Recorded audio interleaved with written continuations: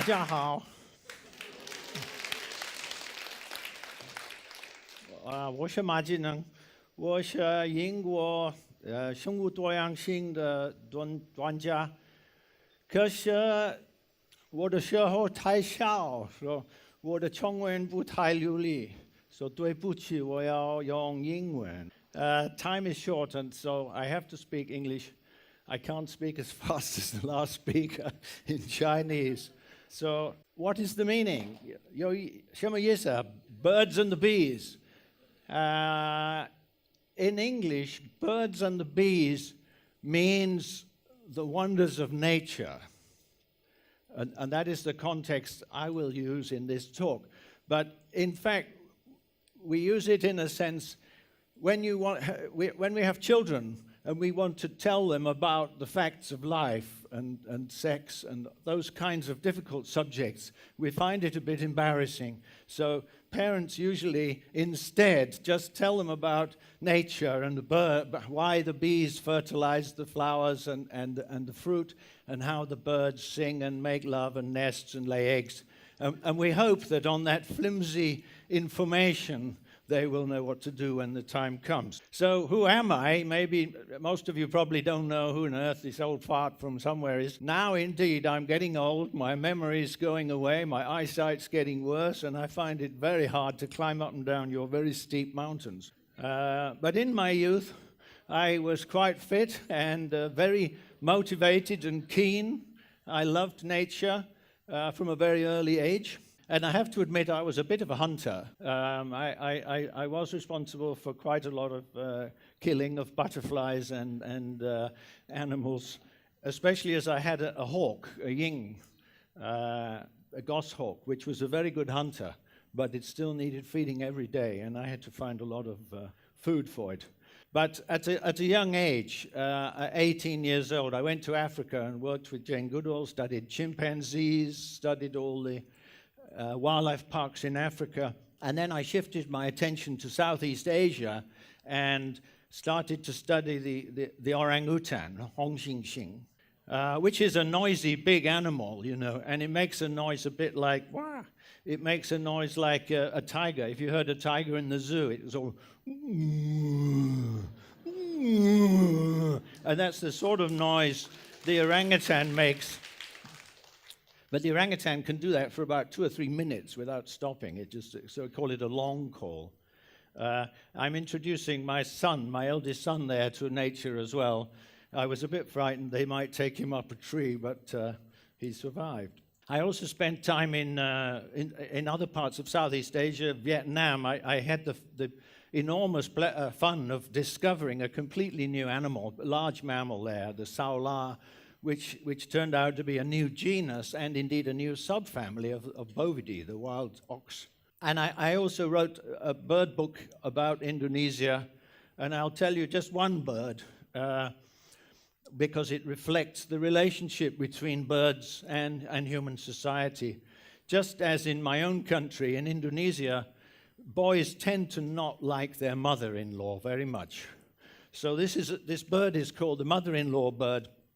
And it's called a mother-in-law bird because the call resembles a boy fed up with his mother-in-law who's asleep in a hammock in a stilted house and decides to give her a shock, and he starts chopping down the legs of the house until the whole house falls to the ground. And the call of the bird, which gives rise to this story, is something like this.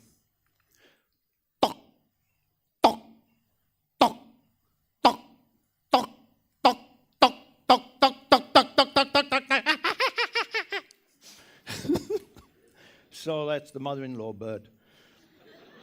I studied lots of monkeys and tarsiers and primates, birds, butterflies, many, many things in my time. I spent 2 years on the island of Sulawesi studying these fellows.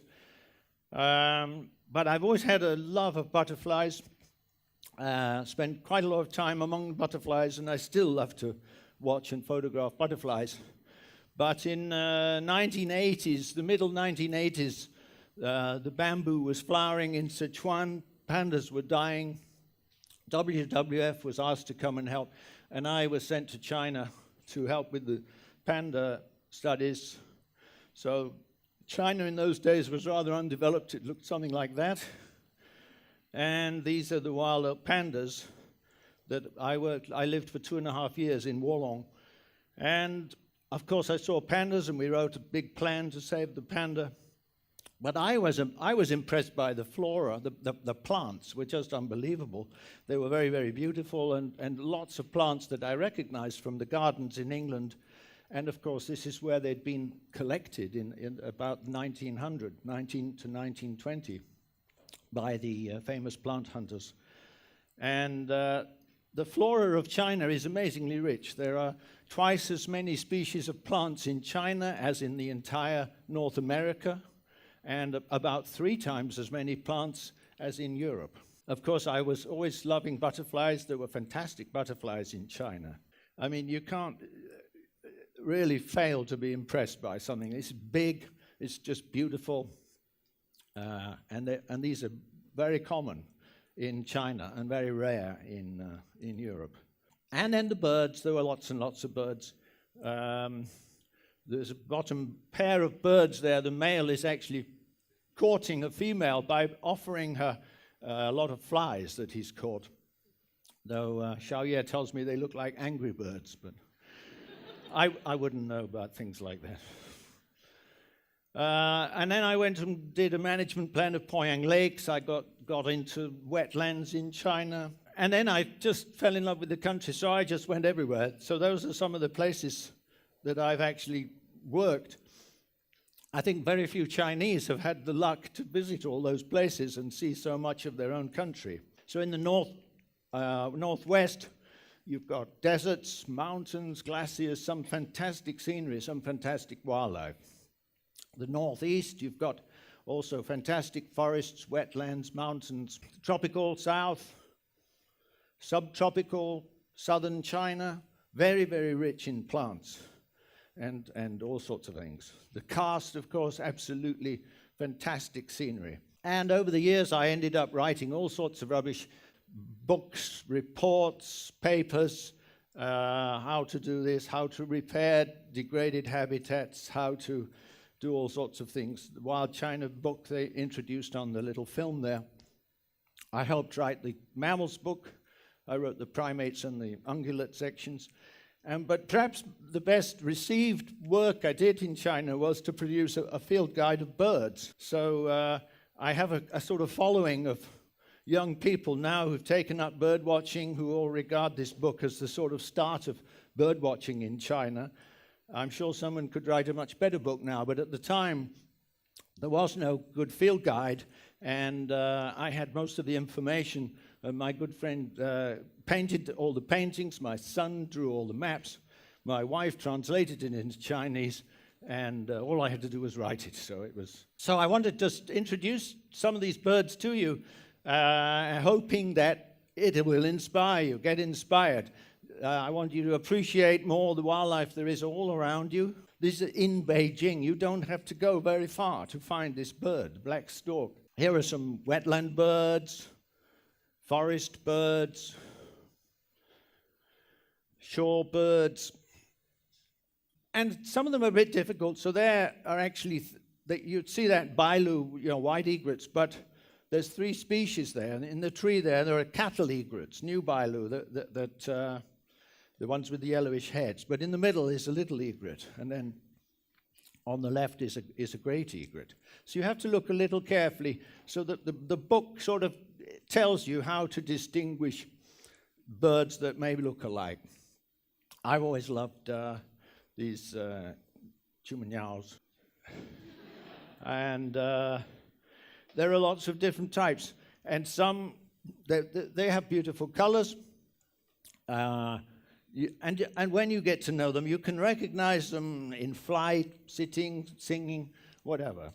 Many of them you will hear, but not see very well. So you have to learn the calls. Even in the towns, you can find a lot of beautiful birds. There's starlings there and a bulbul. All these you can find in towns. Here's a cuckoo, duandu. So the cuckoos are one of the birds perhaps you could learn the sounds of soonest, because they're very characteristic. in England, we only have one cuckoo, this one, which goes cuckoo, cuckoo, cuckoo. So it's a very characteristic call, and the noise from which the name cuckoo comes. But in China, you have several other species. So one of them goes cuckoo, cuckoo, cuckoo, cuckoo, which I named the Coca-Cola bird. Coca-Cola, Coca-Cola. And I think Coca-Cola ought to pay me a lot of money, because I can imagine a little boy saying, "Dada, what's that noise?" "Oh, that's the Coca-Cola bird." "Oh, can I have one?" Free advertisement all through the summer. In Vietnam, the name of this bird is something like Co Ban Dokot. So it's the same noise, but it means catch a girl and tie her to a tree, which must be something Vietnamese farmers do quite a lot, but we leave it to the imagination. In India, the same bird is called one more bottle. One more bottle. One more bottle.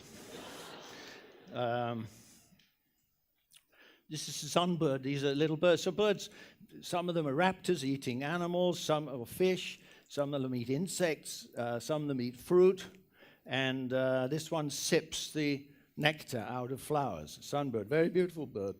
Very delicate bird, eating insects. The white eye, you see them here in Beijing, big flocks twittering in the willow trees, looking for insects. The yellow-cheeked tit. So you've got birds in the forest, you've got birds on the seashore, you've got birds in the wetlands, every habitat, in fact.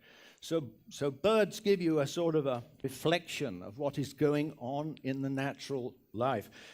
You can see them in the daytime, everywhere and anywhere, whereas mammals are difficult. Mammals are difficult to identify. You usually have to catch them to sort of measure bits and pieces. And they smell, and they bite. So these are better. Also, most mammals are nocturnal and very shy. So birds are the best indicator of the health of nature. But this, you're walking around looking for birds, which are up there. You've also sometimes got to look down there. There are things. I mean, in my days, I've been attacked by bears. I lost my finger to a wild pig. I've been chased by elephants. I've met tigers and leopards whilst walking on the ground. Quite a lot of snakes. I saw that this is just taken last week. But I find being alone in the forest is very important. If I take someone else with me, you end up talking or smoking or laughing. You lose your senses. When you're alone and slightly frightened, you think, oh, then your ears grow, your senses, you start to hear, what's that? And you can sort of detect animals further and further away until you sort of really become part of the forest yourself. But I think you can really only do it alone. China has magnificent birds. I mean, botanically it's very rich, but in terms of birds it's very rich. 40% of the world's pheasant species live here. About 60 species of pheasant family, including the common pheasant, the commonest probably pheasant in China. I'll tell you a sad story about this fellow. He's very beautiful. I was driving along the road and I see this pheasant. So I stop the car, jump out, get the camera, and creep up. And it's completely tame. It's just walking around. And so I take some photos. And then I realized, I could have just walked. So I go back to the car. And then I see the pheasant walk out onto the road. And behind him is 3 female pheasants. He's a very lucky pheasant. He's got 3 ladies. But he's only interested in a dead pheasant. There's a female pheasant in the road, squashed by a car. And he doesn't leave her alone, and he's wandering around his lost mate. And then I sort of say, okay, bye-bye, and I drive off. Well, about an hour or 2 later, I come back along the same road.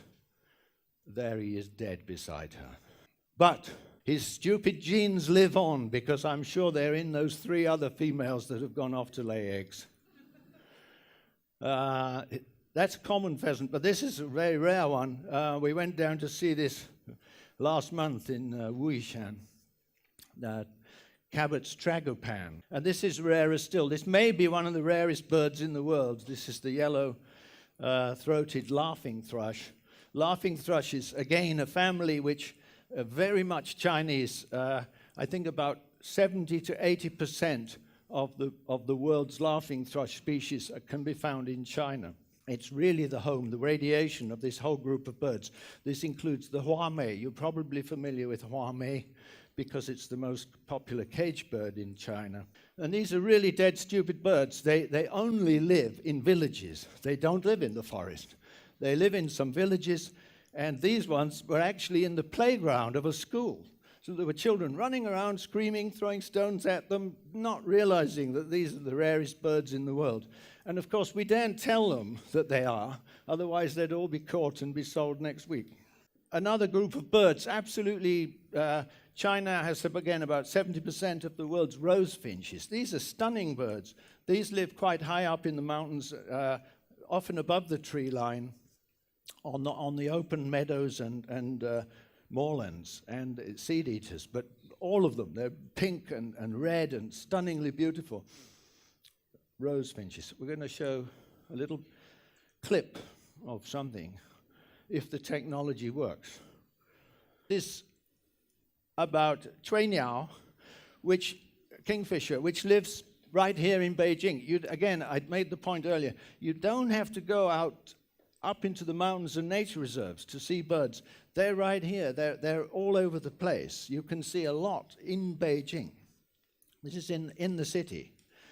This bird should be very common, but it needs clean water and it needs a supply of small fish. And it needs a bank somewhere where it can make a hole. But in the Qing dynasty, the ladies used to have fantastic headdresses made of gold or silver filigree, and in the back, behind them, is the blue, these cobalt blue feathers of the kingfisher. And so many million were killed that the bird became very, very rare. Even from Indonesia, they were importing kingfisher skins. And unfortunately, the Qing dynasty is finished, but people you can still find in shops in Beijing new ones. People are still using kingfishers to make that kind of jewelry to sell to tourists or collectors. So I come back to some more serious thing. That bird indicates the health of the rivers. When I see kingfishers on a stream, I almost feel I can drink that water. That means it's good water, safe water. They are a good indicator. You know, in the Industrial Revolution in Britain, we did a lot of coal mining. It's very dangerous. It's still dangerous in China today. You have gas explosions, collapses, but the gas particularly, you can't smell those gases. So the early British miners used to have a bird in a cage attached to their belt. And you look at it occasionally, and when it's upside down, you run out of the mine because it's more sensitive to poisonous gas than a human. But it's a good indicator. So I use 3 birds to indicate, well, this is one of them. This is the plumbous redstart. This bird lives along all the streams and is not too fussy. It'll live in fairly dirty water because it mostly eats insects that fly out of the streams, so it doesn't need to see them under the water. On the left is the male, which has a red tail, but the female looks completely different, has a white on the tail, white flashes. All right, the second bird on the bottom left there is the white-browed redstart, which also lives on those streams, but it eats bigger things, often catches little fish, and so it requires clean water with fish. And the last bird, which I love, the little one on the right, is called a dipper, bottom right. And I should be able to show a little bit of what he does. He actually puts his head under the water because he's going to look and see subaquatic insects and things. And when he sees one, he can dive, he swim under the water to catch it. So he's coming around there and, you see? Under the water, it gets one and comes out. So these are my indicators. If all those 3 birds are on the stream, then that stream is good health. And I would be very happy to drink the water. But I went to a place last week where the stream looked beautiful. It was clear, looked lovely. No birds, none of those birds. And I said to my companions, I know there's something wrong with this stream. There's none of the proper birds there. And then we went round a few corners and we find old mines and there's people gold mining on that river, and they use chemicals to try and extract the gold from the quartz, and that river was toxic and stained, also bits of orange staining. And then when we got beyond the gold mine, all 3 birds were there. So I wouldn't let my children play in that river. I wouldn't want to drink that river. But the local people don't know, and they're not, they think it's okay. So let's come to the bees. What do the bees tell us? Well, the bees tell us an even worse story. Bees all over the world are dying. And they're dying for, some people say climate change. Some people say the little mites, sort of disease of the bees. But actually, probably the most significant cause of death is insecticides being used in agricultural fields. The sprays are retained by the plants and come out in the pollen, and they make the bees lose their sense of direction, and therefore they can't collect honey properly, etc. And bees are dying. And so even in Sichuan, girls now have to climb ladders into the apple trees with a Maobi to fertilize the flowers. I mean, it's ridiculous that this service that nature provides free, we now have to employ people to do the work of bees. And this affects the wild bees also. This I filmed last week. This is a huge, it's a bumblebee about this big. It's about the biggest bee I've ever seen. But these things are getting rare. So they are real indicators of something going wrong with the ecosystem. And you all know this. You see it. You read it in the newspapers. You've got desertification, soil loss, pollution, all sorts of floods, landslides, disasters. A lot of these they may not be directly caused by human activities, but they are indirectly accelerated and intensified by our human activities. Clearing land, building things in unsafe places, changing water courses. It's all taking effect, and it's changing the climate, which is also putting bigger pressure. Pollution perhaps is the most disturbing. The soils are polluted, the water is polluted, the sea. The top right corner, you know, is in Qingdao. Every year now we have this fantastic algal surge. The air is polluted. You walk around Beijing, you know this. And every now and again, this pollution gets to the extent that everything dies. So the state of the art, what is happening? Well, species are indeed, most species are getting very rare in China. Some are going extinct. What can you do about it? Well, the country's developing a system of nature reserves. Well, you can see in the left some huge reserves on the Tibetan Plateau and some in northwest China. But on the right-hand side of the map, there are no big reserves. They're all tiny. They are small, isolated mountains and forests surrounded by this mass of humanity and new development and new roads and new agriculture, new pesticides, changing water courses. So nature is having a very tough time. The Ministry of Environmental Protection, which I used to work for, have defined what are called key ecological functional zones. But this is for water protection. This is just to preserve the water catchments on which human development depends. You would need to safeguard those big green areas. Well, that's much bigger area. That's about 30% of the country compared to the nature reserves, which is about 15. And those nature reserves also contain a lot of damaged lands and villages and farmland. So we've got a long way to go to get adequate areas, wild areas protected to ensure that our ecosystem is healthy. Only when the wildlife thrive and indicate that these ecosystems are healthy can we feel safe that our ecosystem is healthy. And we need to involve people. It's not just the government's job. They have enough things to do. They can't just protect all that stuff. We have to involve people. We have to inspire people and inspire youth. So these are young kids. Actually, they're the Red Pioneers, of course, but they are shouting about how they have to protect the bamboo forests and things around their villages. And we do have to encourage people to go out and appreciate nature It's national land. It's a national heritage. You should be able to get free access to these areas. But there's 1.3 billion people. You know, if they all go into the nature reserves, there'll be nothing left. So, and then they make a lot of noise. Most Chinese rush into the forest. They don't know. They don't treat it like a sacred place. They treat it like a holiday camp or Disney World or something. They're shouting, yeah, yeah, yeah, as loud as they can, and litter. The reserves have to have staff to collect all the litter and bins and da-da-da-da-da. In most Western countries, you're not allowed to leave litter. You have to take away your empty tins and bags and plastic. You have to carry it all out. If you don't, you get fined. We need to educate the visitors to wild areas in China on how to behave. When they go to somewhere religious, sacred, then they have the respect, then they're quiet.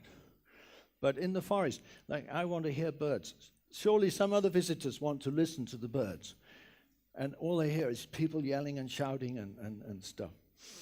And whilst, of course, I stay in China because I do want to change things. If there was nothing to change, I wouldn't stay. I mean, it's nice to see all these things, but there's work to be done. There's really improvements to be made. One thing that drives me crazy is this netting of birds you see up there in the right-hand corner. There are millions of kilometers of nets all over China, all along the coast, all along the farms, but particularly all along every airport in China. When you land on the runway, you'll see these nets along the side of the runway for your safety. But I can tell you, my country, we have the busiest airport in the world, Heathrow, with great flocks of seagulls and jackdaws and big birds, and we never dream of putting nets up or anything like that. We don't consider that a risk. These little birds are not going to bring down a plane. Maybe if you hit a huge swan or a flock of geese with a small plane, you might some damage. But these birds on the airport are nothing. And they must kill millions of birds a year, and nobody even records what they are. So I plead, look out for that sort of thing. Write to the papers about it. Say, I don't like that. So there are times when I do want everyone to shout. I want them to shout about protecting nature. We could make a sort of a new slogan. I've heard all these slogans: green civilization and eco-civilization, green urbanization. I just came from Guiyang. There were slogans all over that said, cool Guiyang warmly welcomes you, and the sort of things. I can't understand most of these things. But if we all sang Birds and the Bees, we could sort of have a tune, goes poo poo poo poo, like the cuckoo, you know. Niao he mi feng, niao he mi feng. And if you don't want to be seen actually saying that, you just make that noise, da da da da, and everyone will know, oh, that's a nature lover. Sometimes we have to shut up. I think I have to shut up. It's 30 minutes. That, of course, is a male bird. Some women think men only want one thing from women, but it isn't sex. It's actually to shut up. Okay, thank you very much.